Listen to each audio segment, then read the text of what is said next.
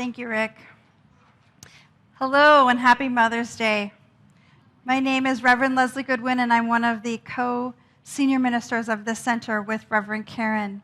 And I want to start out by commending and thanking Reverend Karen for doing that reading, because it's impossible to read without big emotion and tears. So thank you for sharing that with us. Mother's Day. Whew. I'm a mother of 5, 2 biological, 3 that I acquired by marrying their lovely dad, and a whole passel of extras. You know how when you've got kids, they come with extras? So boyfriends and former boyfriends that still come over, friends, neighbor kids. Our patio is a hangout spot. And my kids are pretty big now. Our youngest is finishing up her freshman year at ASU. And so I have this opportunity to have a view that's a little bit different than it has been on Mother's Day past, where I get to look at all the ways I've done so well as we look at these 5 amazing, unique, completely individual beings that are walking this world now as sort of adults.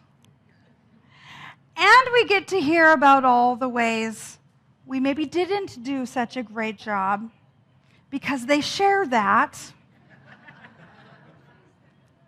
a lot.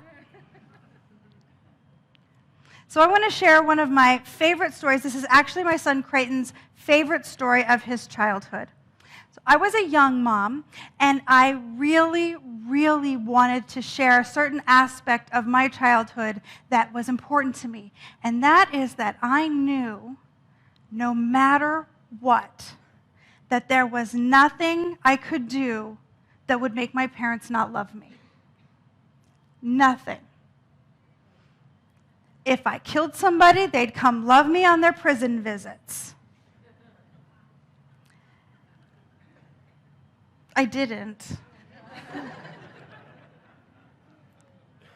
But this was just a truth in our home, that we were loved no matter what. We might have been called stupid a time or two when we really deserved it, but we were deeply loved, and that there was nothing that could shake that. So super important that I shared that, and I just lavished my kids with it.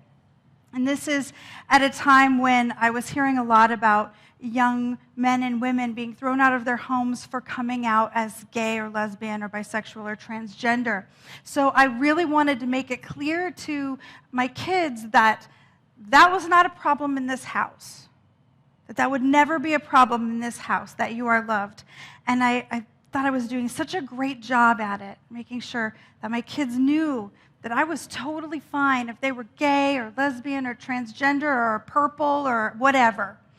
Until my 6-year-old at the time tearfully came to me and asked, "Mama, are you still going to love me if I'm not gay?"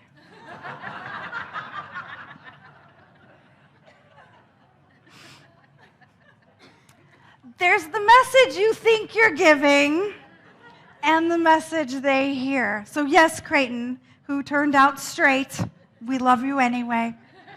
Just exactly the way you are.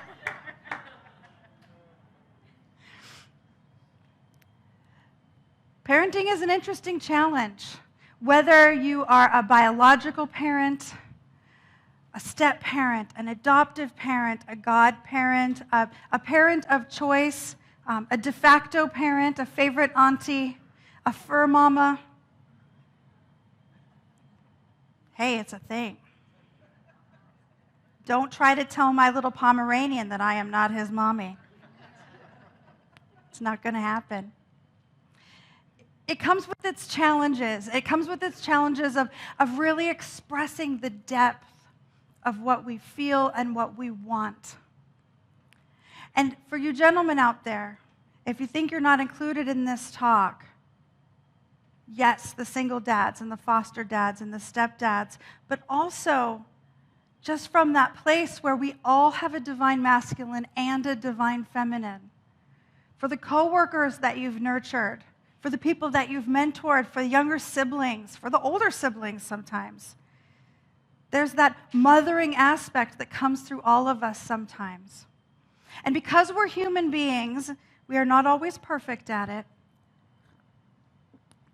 I'm going to share this talk from the perspective of the Divine Mother, of the Universal Mother, of that place where we all receive infinite mothering love and can then share it from that same place.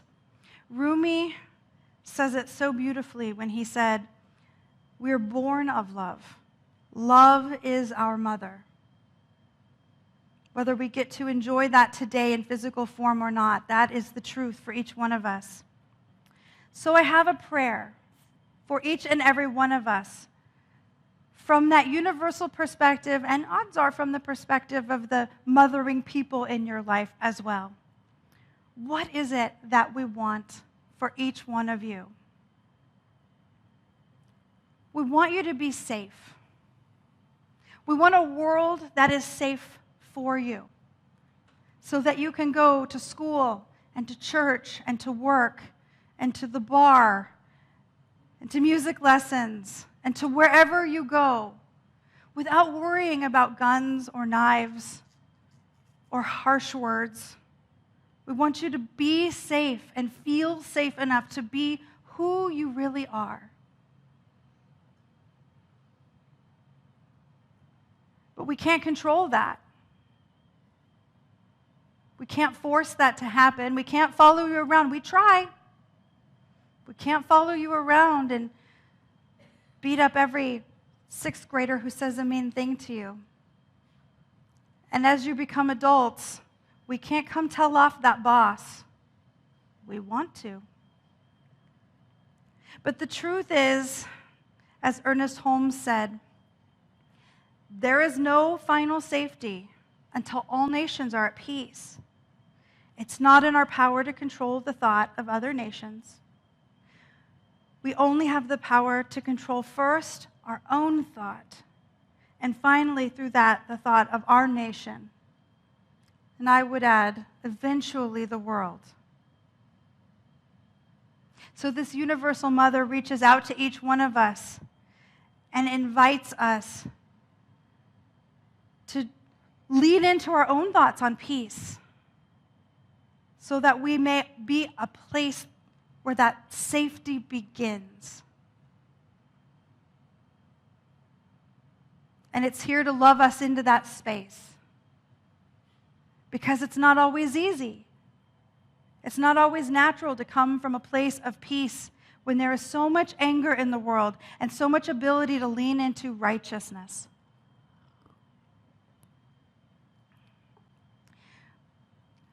We want you to have peace on the outside, but we want you to have peace on the inside too. That anchored knowingness that no matter what seems to be happening out there, that all is truly well. That ability to sink into whether for you it is positive thoughts or affirmative prayer or meditation or just positive vibes. That ability to do that wherever you are, whatever is happening. Reverend Dr. Michelle Medrano shared a story once, long ago, that has stuck with me forever, about a time when she got separated in public from her small child at a concert when there were like 20,000 people. Have you ever had that happen where you look down and the little one you were supposed to be watching is not right there? And what she did was, she backed up until she hit a wall or a pillar or something that she could lean into. And then she went into prayer.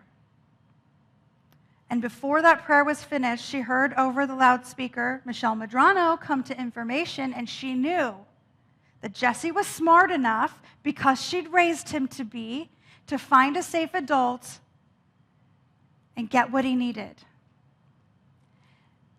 Well, good job, Jesse. And that's a great part of this story. But really, that's why we're pushing you for spiritual practice. That's why, in case you're tired of hearing it every Sunday, that's why we keep doing it. We do spiritual practice so when the moment hits that you could just cry or collapse or fall apart, that the thought comes to you to pray, to breathe, to know the truth so that you can be effective. We want you to have that inner peace The universal mother wants that for you. We want you to be safe, but not too safe. Not so safe that you're afraid to try.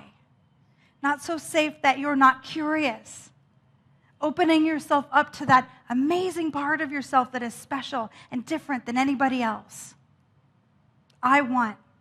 These mothers want, the universal mother wants each one of us to step into the fullness of who we really are. And to do that, we have to feel secure. And then we have to be brave, to be willing, to know that the universe has got us so completely that we can jump off that cliff and there is a net that will catch us. We want you to be loving and to be loved. Every one of you, to be absolutely loving and absolutely loved. First, you have to love yourself. This one wasn't hard for me because my family set it up. They said, we don't quite know who you are. I'm me. I threw him a couple of loops there. But whoever it is, it's awesome. And we love you. Be you. Be all the way you. That means letting go of all the screw-ups from before. That list you've got in your head of all the reasons you're not allowed to have the life you want, let it go. It isn't serving you. You don't need it. Let it go. If your mother were here right now, she'd be nodding aggressively with me. Yes, let it go. Just believe me on that. If she wouldn't, listen to this anyway. You have to love yourself completely in order to be able to do the next thing on the list, which is to learn to love unconditionally. Yourself, and then the people that you are nurturing, that you are caring for, that you are lifting up, be they children or friends or coworkers or spouses, kids in the youth church, our amazing teen group. Each deserve to be loved unconditionally. My quote to support this is from the great sage Madonna. She says, to be brave is to love someone unconditionally without expecting anything in return. Whew, that's a tall order, isn't it? Without expecting anything in return, without holding people hostage to expectations of payback or certain behaviors, to love them right through doing things that you hate. Because we have to do that, don't we? I don't think there's a mother in this room who hasn't looked at one of her children and thought, you're going to do what? Why? But that's what we're called to do. That's what the universal mother calls us to do because that's what it gives us. That's what she, the divine feminine, gives us. That's why we can love ourselves unconditionally. That's why we can feel safe enough to know that we can take those risks and be brave and walk out everything that we are. Because the universe has got us exactly as we are and exactly as we are not. We want you to accept the love that comes.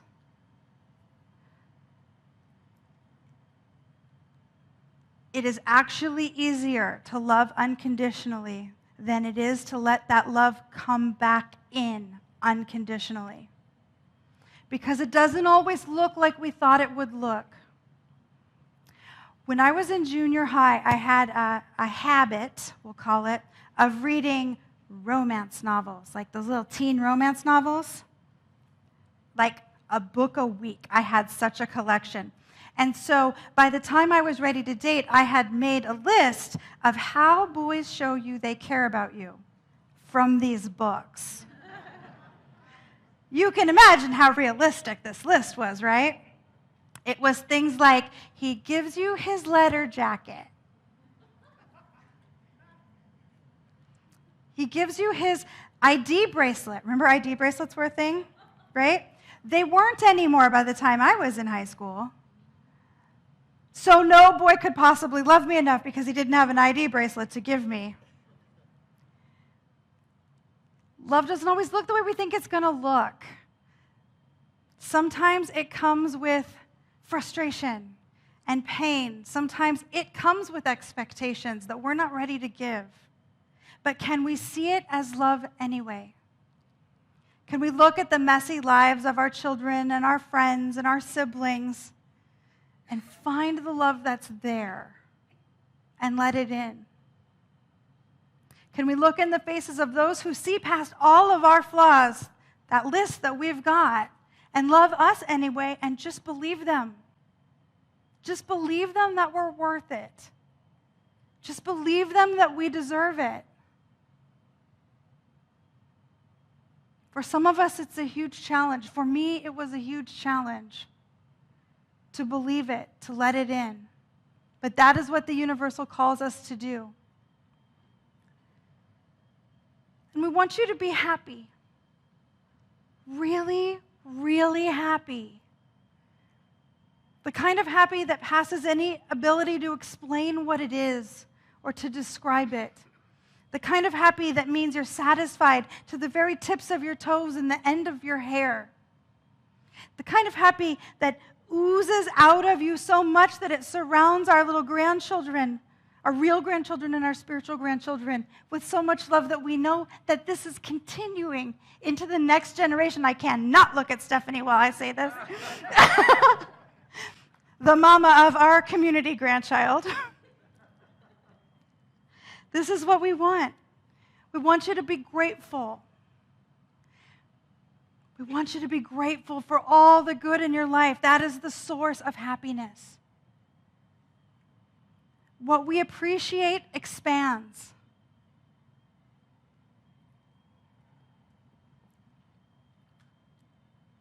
Too many times we let things go by unnoticed. Too many wonderful things pass us by uncelebrated. We want you to see them and call them out and celebrate them, because that's what brings them back into your life in a fuller way. And as that happens, we want you to be generous, because we only truly enjoy what we share. As that love pours in, spread it around. Call that friend you saw in tears today because something in Reverend Karen's opening reading touched them deeply. Call your mother or your sister or your friend. Spread that love. Celebrate the happy mothers in your life and hug the ones that are feeling challenged today and every day. And we want you to be inspired to live in the awe of life that is so amazing. It's so amazing that 150 people decide to come together on any given Sunday and take care of each other. It's so amazing that we live in a city that is so beautiful that people choose it for their vacation destination so they can be in wonder of our red rocks and our cacti and our amazing wildlife and our hummingbirds. Live in the awe of friendship and music and kindness. It's everywhere. And when we're grateful for it and we share it, it rises up within us in a way that carries us through all of the challenges that come. The great mother, the infinite feminine divine, invites all of us into being safe but not too safe, into being loving and truly, deeply loved. It invites us, it has built a world in which we can be really, really happy, no matter what's going on. Really, really happy. I think Ernest Holmes summed it up really beautifully in Spiritual Awareness when he said, because God is, I am. Because love is, I am protected. Because goodness is, I am safe. Because abundance is, I am prosperous. Because happiness is, I am filled with joy.